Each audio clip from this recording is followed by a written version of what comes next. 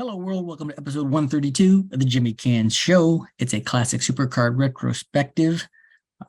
It is WCW's Great American Bash 1991. Let's talk about it. All right. As I said, WCW event held July 14th, 1991 from the Baltimore Arena in Baltimore, Maryland. 9,320 in attendance. It's about a 66% capacity for the venue. The event was broadcast live on pay-per-view, and it was later released on VHS, courtesy of Turner Home Entertainment. The action was called by Jim Ross and Tony Schiavone.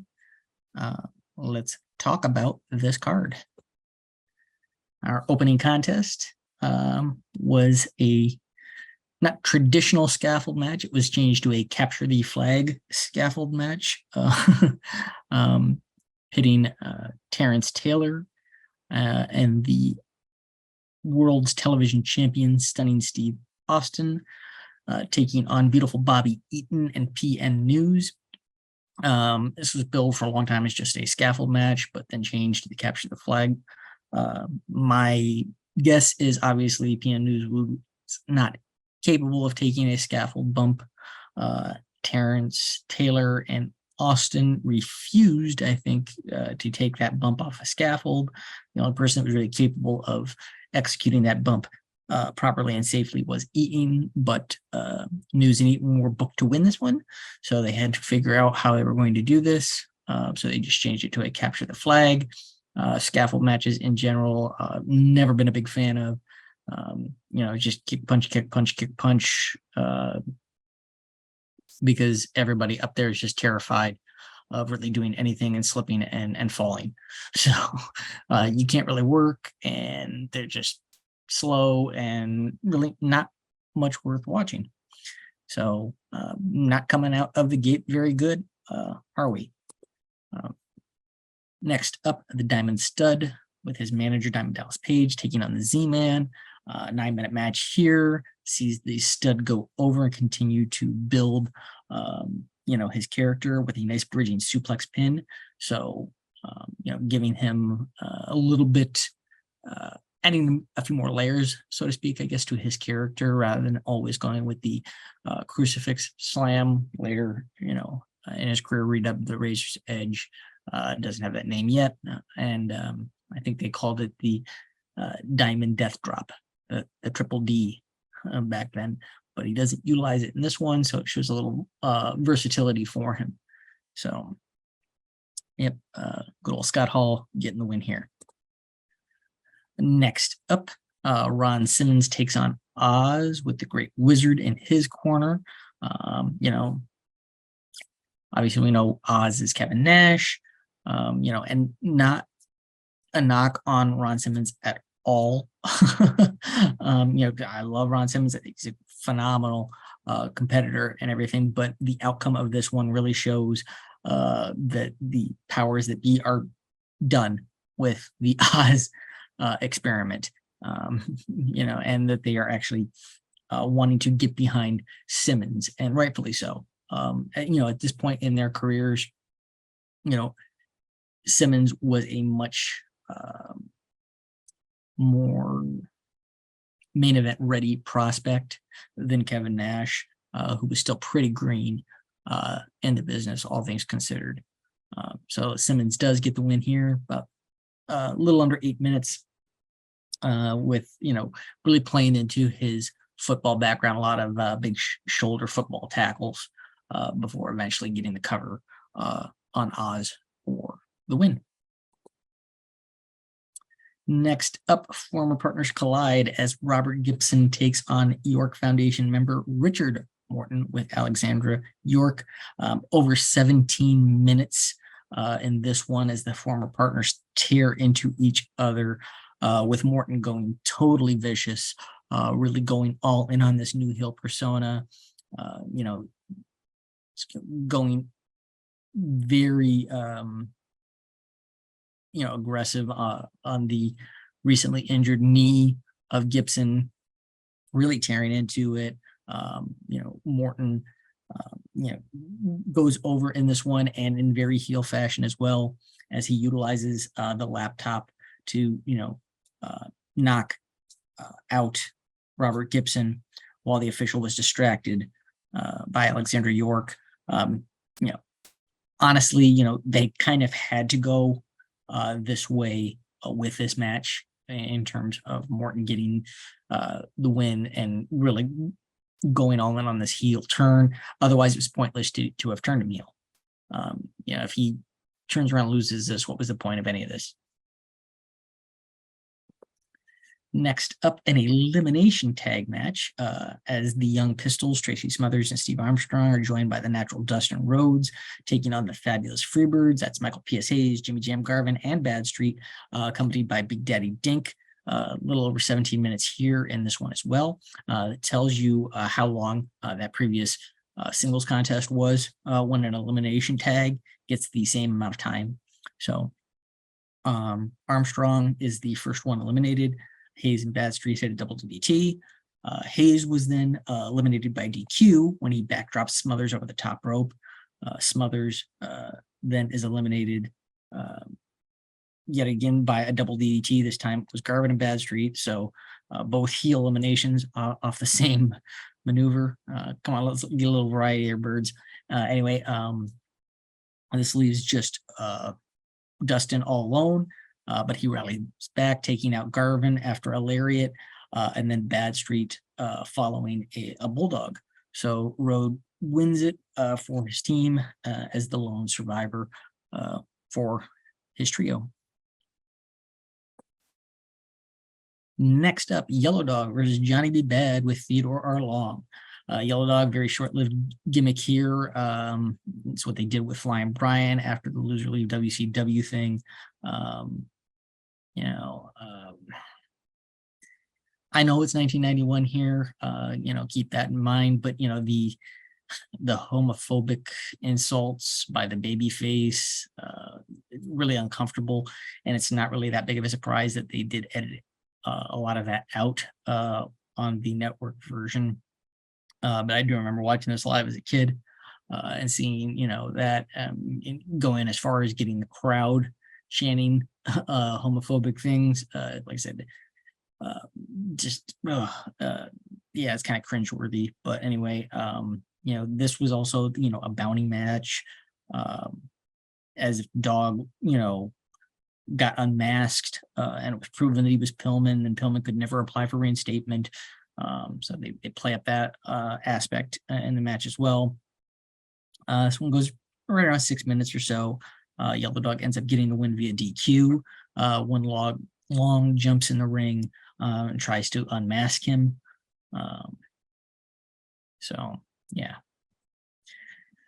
Anywho, next up is the Lumberjack match. Axe Handle versus Axe, as Big Josh takes on Black Blood.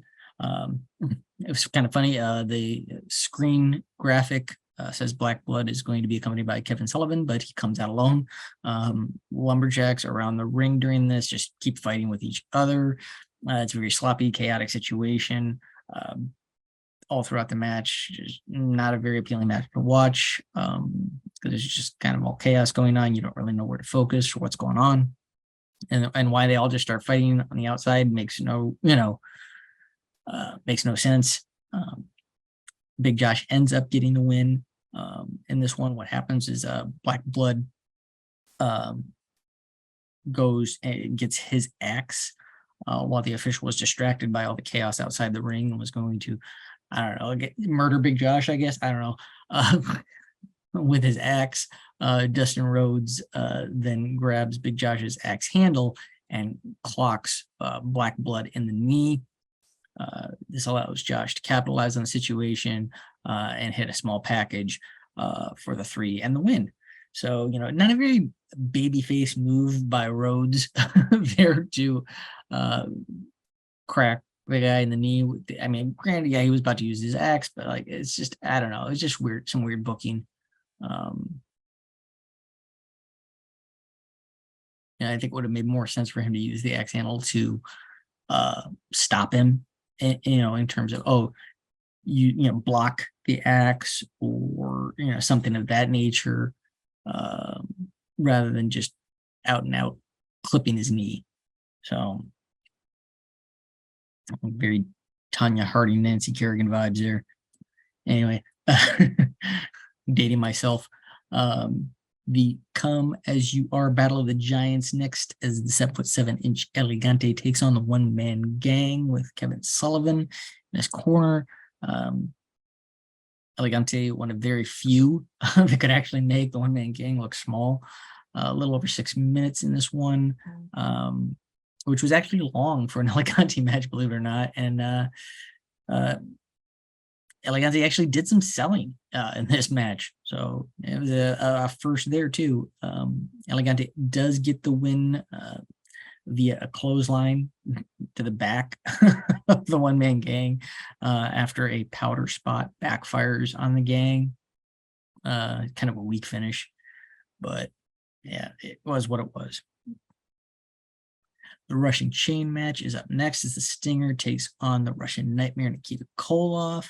Those of you who've never seen these chain matches, these are the type of matches where you have the competitors have to touch all 4 corners consecutively, and the first person to touch all 4 corners consecutively wins the match. And obviously, the chain itself can be used in this one legally. Little under 12 minutes, about 11:40, and surprisingly, Koloff wins this one. Sting ends up looking strong all in all in the match, but Koloff does go down as the official winner in this one. Kind of weird the way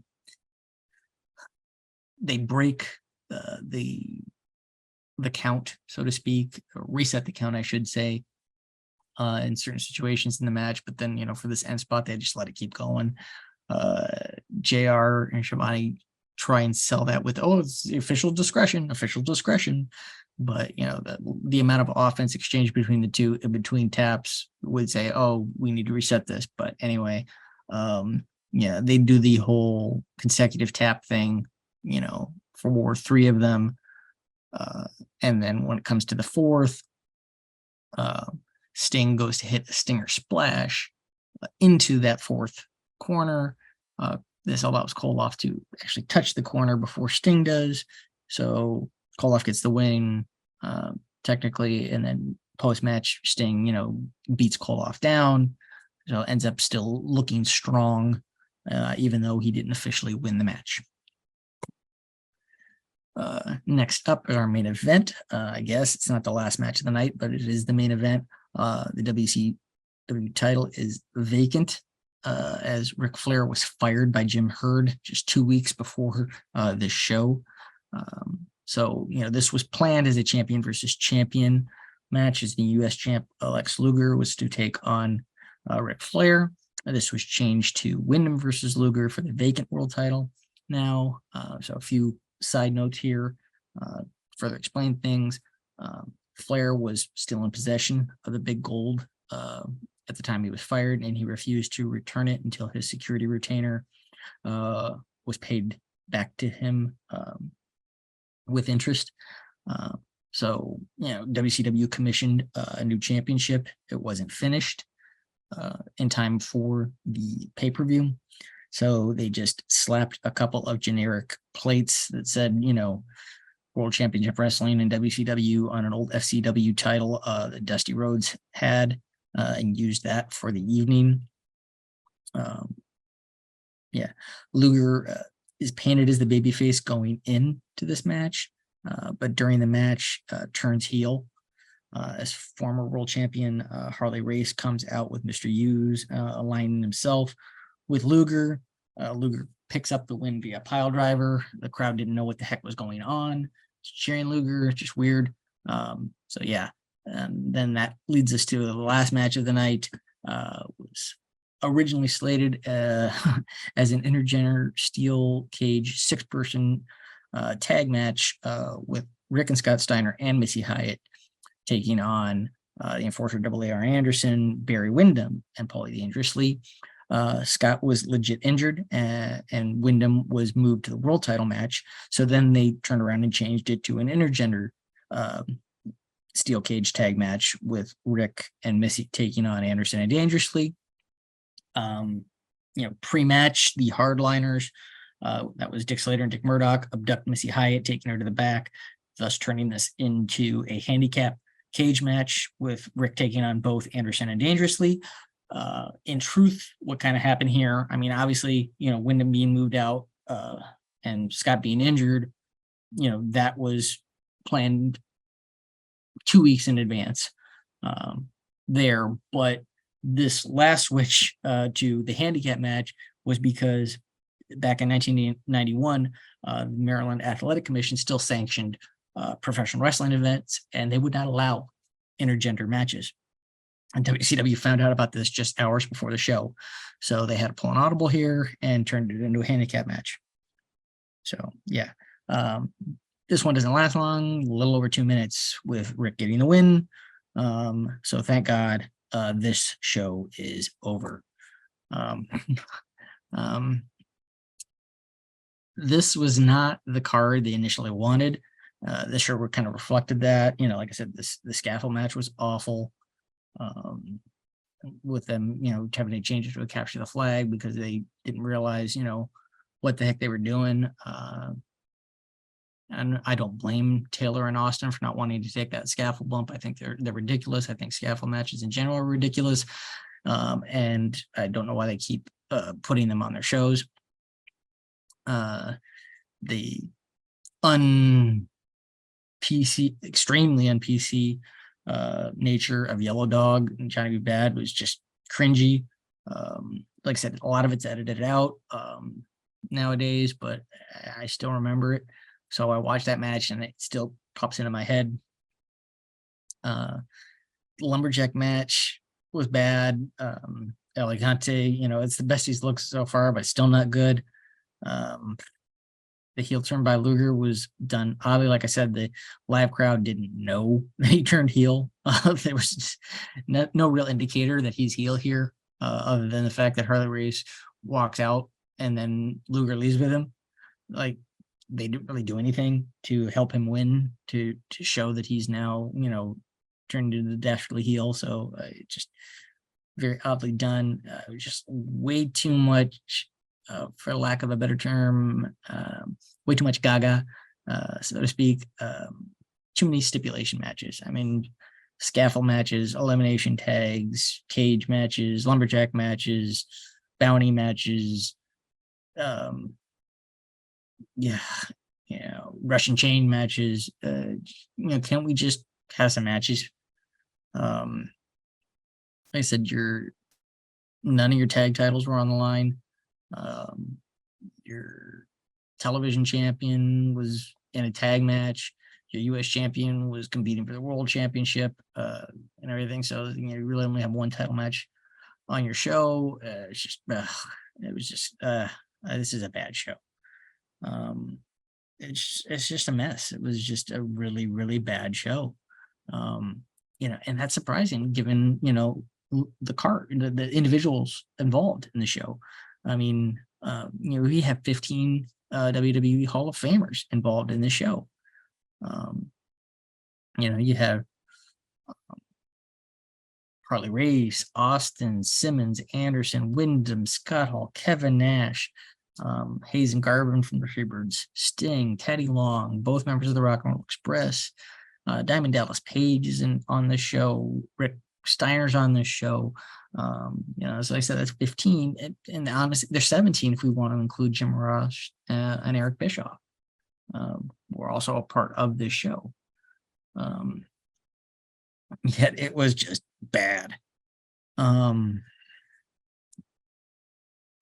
So, on my 10 belt scale, this is a 2.